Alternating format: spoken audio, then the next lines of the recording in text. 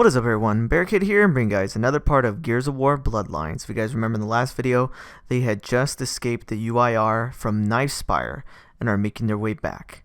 And the chapter here starts with Gabe noticing that the engine from the boat that they're on is sputtering and making weird noises. Wyatt runs to the back of the boat and sees that they are leaking a lot, and it seems like the boat could take on water if they're not too careful. Gabe tells the pilot to ease off, and the pilot is on the comms speaking to the other two boats, and he finds out that one is also heavily damaged and the other is already taking on water. So all three boats that came to rescue have been heavily damaged by machine gun fire from the UIR, and they are in trouble. And to make things worse, the UIR are pursuing, and they have nothing in front of them. They can't see in front of themselves because of all the fog in the water. About 20 feet of visibility. And Gabe at first was telling the pilot to ease off, but once they noticed that they were being pursued, he told the pilot full speed ahead. The pilot is very hesitant because they know that if they try to push forward really fast, it could potentially cause them to sink. And he kind of doesn't listen to Gabe at first. And he says, but, like he tries to argue. And this is the part I actually want to read the little passage to you because I thought it was real interesting. Is Gabe says, "It's Stewart, yes?" And he asking his name. The use of the name tripped the pilot up. "I'm Graham, sir. Stewart helms the Mighty." Mighty's the other boat. And then Gabe says, "Yes, of course, Graham. We haven't had the pleasure of sailing together, so I'll only say this once. Everyone under my command is skilled as hell and a lot smarter than me. I let you all do your jobs because you're a lot better at them than I am. In exchange, when I do give an order, I need it to be followed." So right there, he's basically showing a sign of respect to the pilot, but also letting him know that I'm the leader and I really need you to listen to me right now. At this point, the pilot and the navigator of the boat seem really hesitant about it, but listen to him. He tells them to head for Adena, the fishing island that they passed before, and to let him know when they're here, and he points out a specific point in the map. Wyatt goes up to Gabe and asks him if he knows what he's doing, if he has some sort of plan. Gabe simply says, "Rarely I have a plan. I saw a light earlier." And he's referring to, if you guys remember in the last few videos, I mentioned that late at night when they were passing Adena to get to Knifespire, there was someone that was still awake really late at night, and Gabe saw their light in their house. Turns out that that light was actually someone that was working with the UIR to sell them out and give the UIR a heads up to know that they were coming. I don't know if Gabe is catching on to that or if he just has a hunch. It's really hard to say at this point in the story. After Wyatt hears Gabe simply say that he saw a light earlier, he simply replies with, "That doesn't really give me too much confidence, brother." Shortly after this, one of the boats known as the Mighty started sinking, and they're still far away from land, so they really need to save the gears that are on that boat.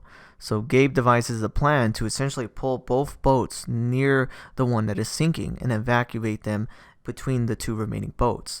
They start doing this, and as they're doing so, he can tell that everybody's starting to get crowded, but what other choice did they have? And as they're helping everyone get in the boats, the navigator comes up to Gabe and touches him on the shoulder to get his attention. When Gabe looks at him, the navigator points at one of the radars, signifying that the UIR are closing in. So Gabe devises an amazing plan at this point. Essentially what he devises is the fact that they are still in the fog, and even though the UIR are approaching, they don't know exactly where they are, and they're not entirely on the radars. So Gabe has everybody cut their engines and start rowing the boats with oars, just simply old school oars pushing through the water towards the island of Adena. At first Wyatt is like, "You're kidding, right?" Like he doesn't believe that Gabe wants to do such a weird tactic here. But Gabe makes everybody listen. And due to them going through the water with the oars, it doesn't make enough sound for the UIR to find them. They actually make it to the shores of Adena.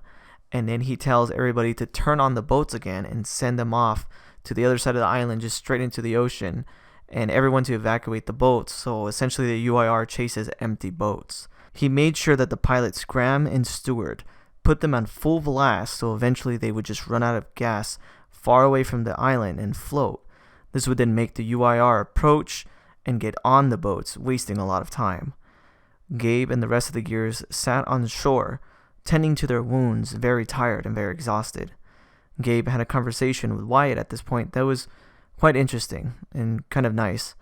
Essentially, Wyatt explains that he always looked up to Oscar and Gabe and always felt that no matter how much he knew, Gabe and them knew just as much or more.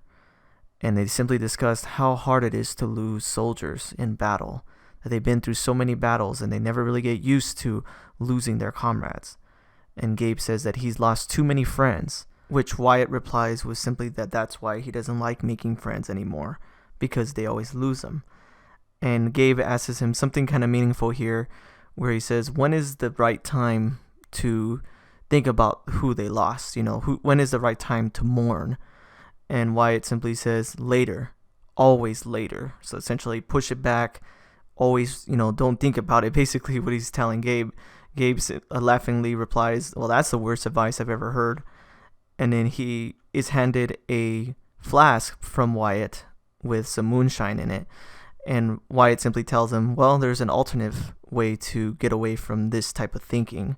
So they start taking swigs from it, start passing it around, and they essentially have like a little nice moment here where everyone's just kind of relaxing on the beach, drinking moonshine after this horrible battle until they can actually hear something nearby. They realize that it's actually one of the UIR frigates, so they start running up the island, getting into the jungle as much as they could to take cover and not be found. At this point, there's still a lot of fog nearby, but after some time, the light pierces through the sky and visibility starts coming back. They could start hearing the chirping and sounds of wildlife nearby. Gabe is happy because at this point, the UIR are using some type of sonic device to locate them, listening to anything that they can do to find them. But this wildlife sounds will keep them covered, essentially a sonic camouflage. At this point, everyone was taking cover facing the shore. In the distance, they could see the UIR frigate still in the fog. While it had cleared up on the island, it was still very prominent in the distance. And the UIR frigate couldn't risk getting too close to the shore because they would potentially crash or land inside reefs or anything that could damage the vehicle, so it still had to keep its distance.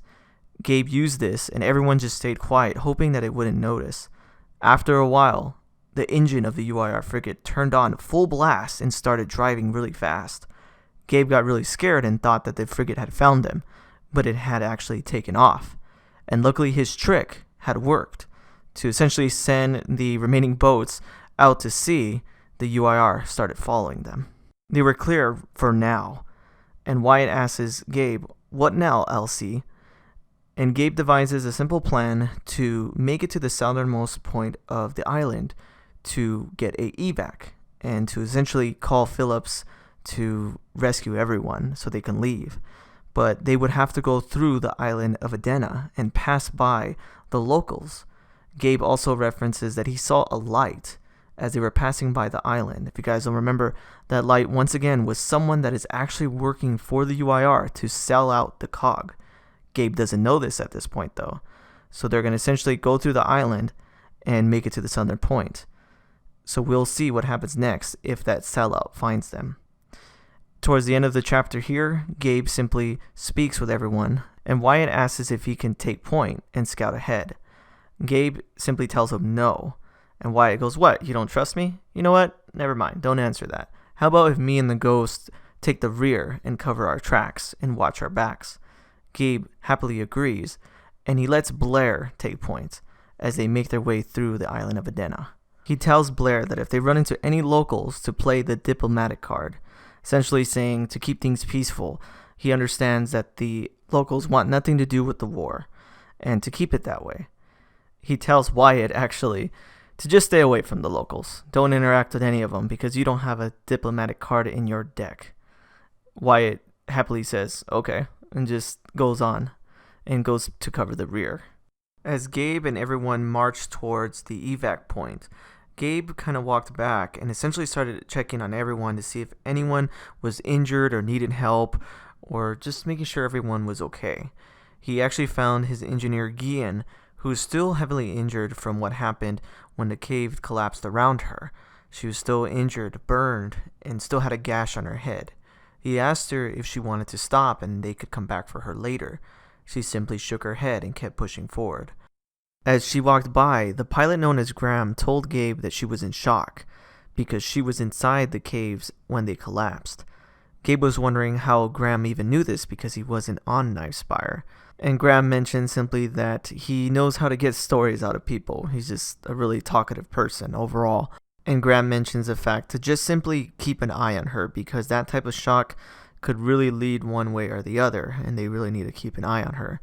Gabe asks him how he knows so much about this, and Graham actually mentions the fact that he was once an interrogator that would help the COG interrogate and torture captured UIR soldiers. This surprised Gabe, and Gabe asked him how did he end up on Vectis then if that's what his profession was. Graham replies simply that he asked to change, that he couldn't handle it anymore.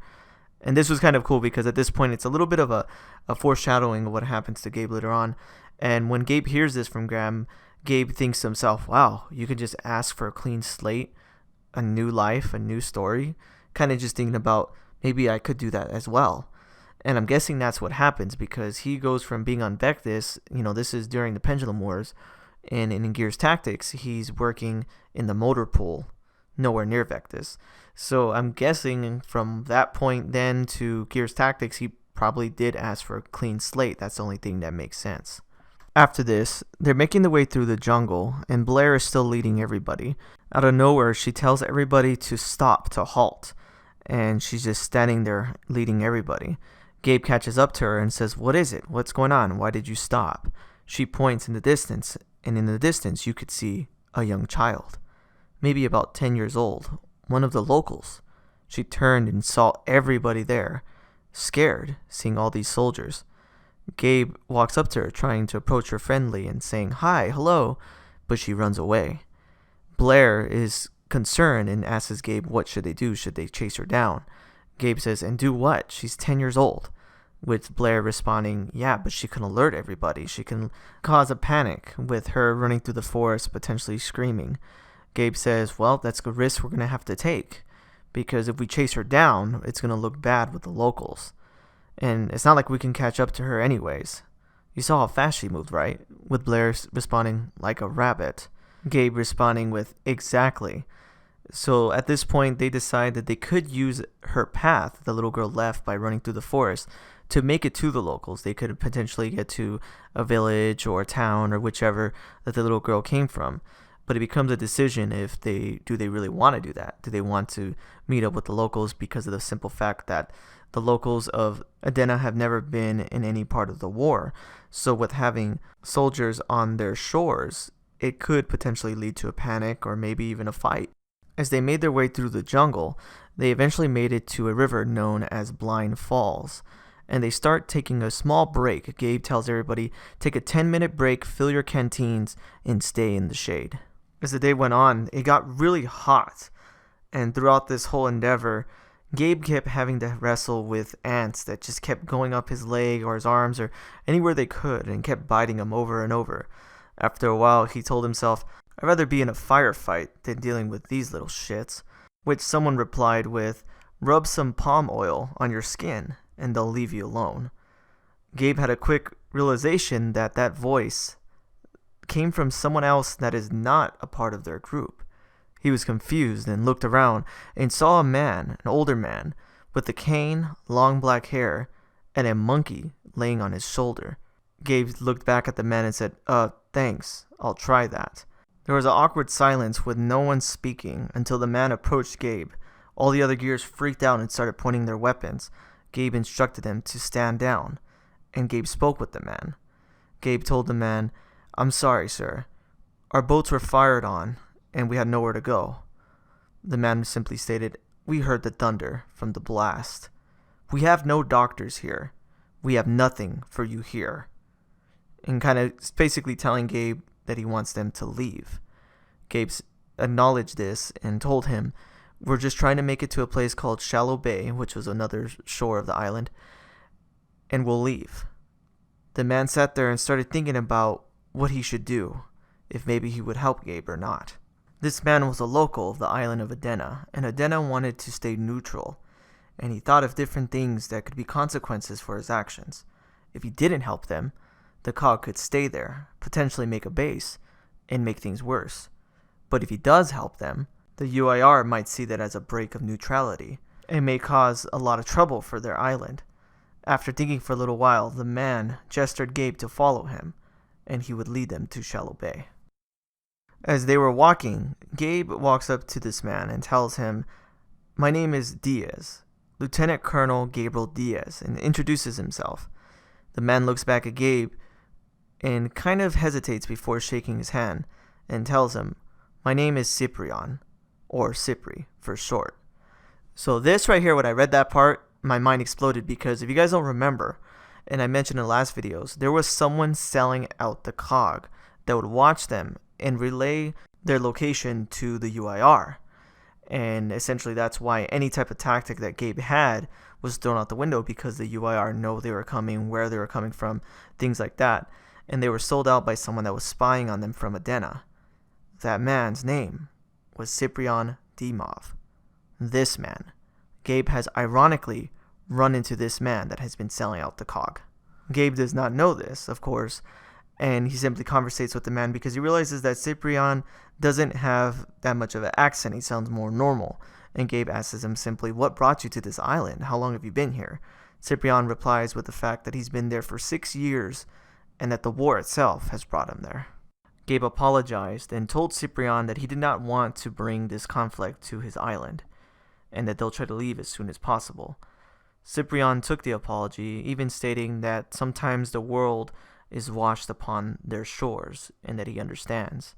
Gabe was surprised by this response, and as they made their way through the forest, they made it through a small break in trees that led to a small village. Each little hut had about just one room, and they seemed to be built naturally, with pieces of tree trunk, and the landscape stayed the same. Their type of houses seemed to be able to hide in plain sight, because it almost looked natural. Gabe saw this as a great idea when trying to maybe hide an antenna, and thought that Wyatt's Ghost Squad could maybe learn from their type of tactics. This was the part that was quite interesting here, and simply Gabe asks Ciprian, "Which hut is yours?" Ciprian points in a western direction and says, "It's up there. It's small, but it's mine." Gabe looks and he could see that Ciprian's hut is actually on the western side of the area and on top of a hill, separate from the other ones.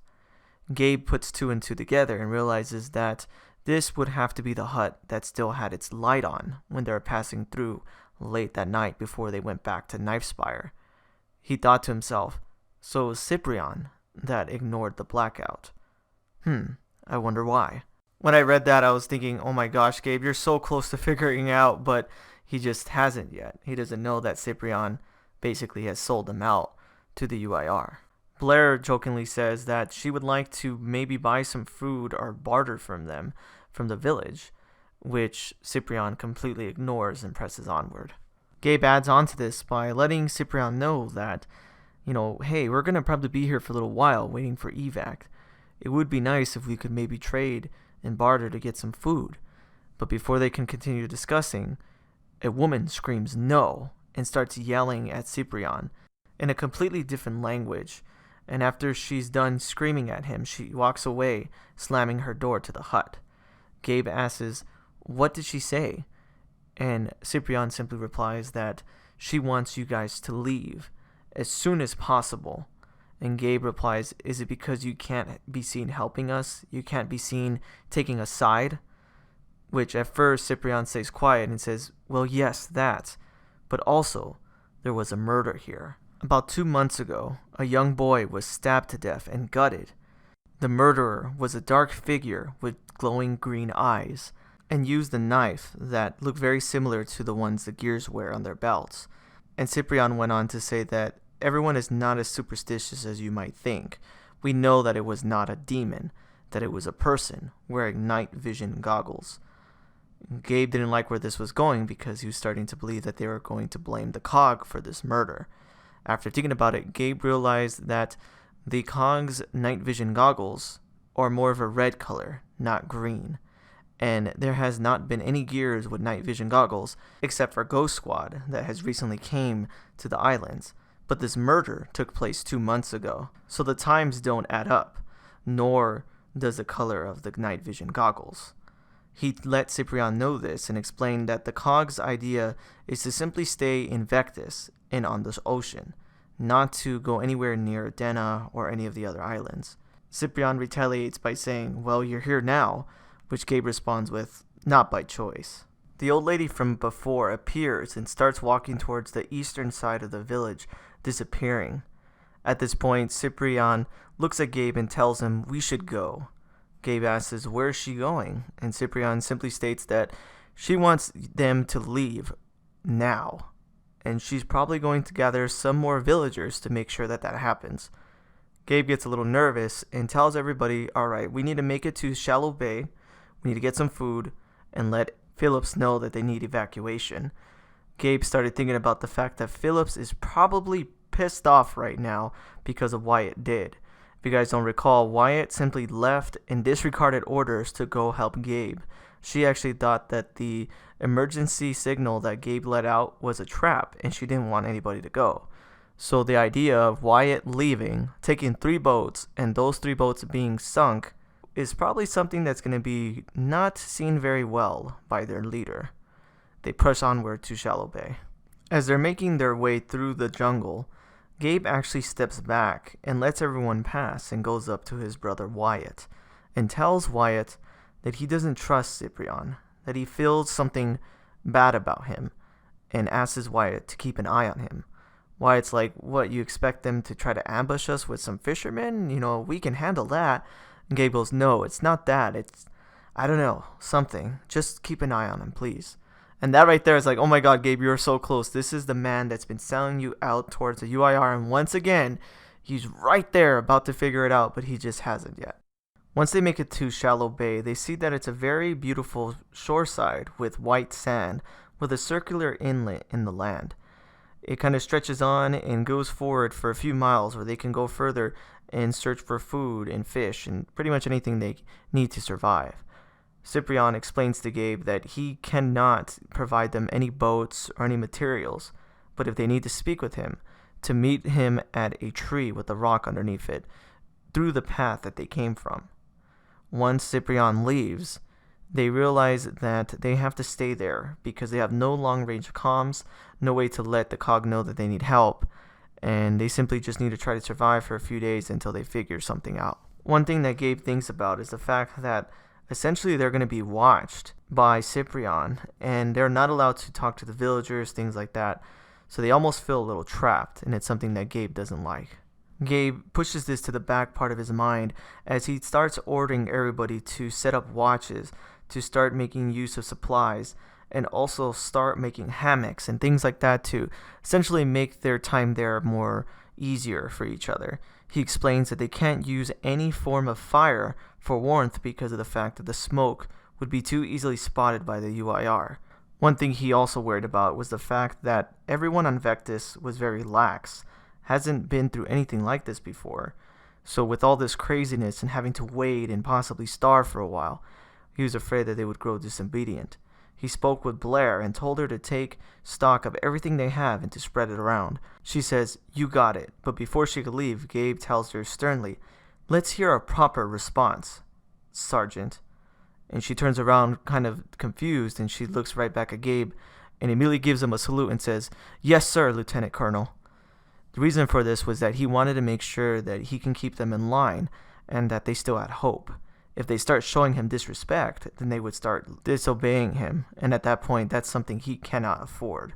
He checked on Wyatt to see what he was doing, and Wyatt was gathering supplies and vines as well, but very closely to Cyprian, where Cyprian was sleeping near that tree with the rock. Gabe realized that Wyatt was on the job to keeping his eye on him, and was happy to see it. After he saw everybody doing what they need to do, he decided to take a quick moment to lay next to a palm tree and pull out a notepad. At this point, he started writing down some very key information. And the notepad is as follows: Chief Mendez, MIA. Sergeant Aquino, KIA. Private Howe, KIA. Corporal Davis, KIA. After he wrote her name down, he started thinking about how great of a soldier that sniper was, that she was willing to take on enemy forces full well knowing that she was going to die, simply because her shots could potentially sway the battle in their favor, a battle that she never saw the end of. "I'll make it matter," he told himself. And thoughts came back to his mind about how he was stationed at Vectis to heal emotionally. He had already lost many soldiers he cared about, and he wanted to get away from it. It must have been ironic that, even now, that pain found him still. So that's where I'm going to go ahead and end the video now, guys. If you guys like this video, please definitely hit that like button and subscribe, and tell me what you guys think about the Gears of War Bloodline novel. I'm enjoying making these videos of the synopsis of the chapters, and we're getting there, guys. We're more than halfway through the book at this point, and getting towards the end of Gabe's part of the story. If you guys don't remember, before this whole part even started, we were actually seeing through the eyes of Kate when she found a file that explained the story. So hopefully within the next few weeks, we should eventually get back to Kate and see what happens after that. But anyways, guys, thanks for watching, and take it easy. Thanks for watching this video. If you want to see my most recent Gears of War video, hit that link on the left. If you want to see any of my other content, hit that link on the right. Thanks for watching, guys.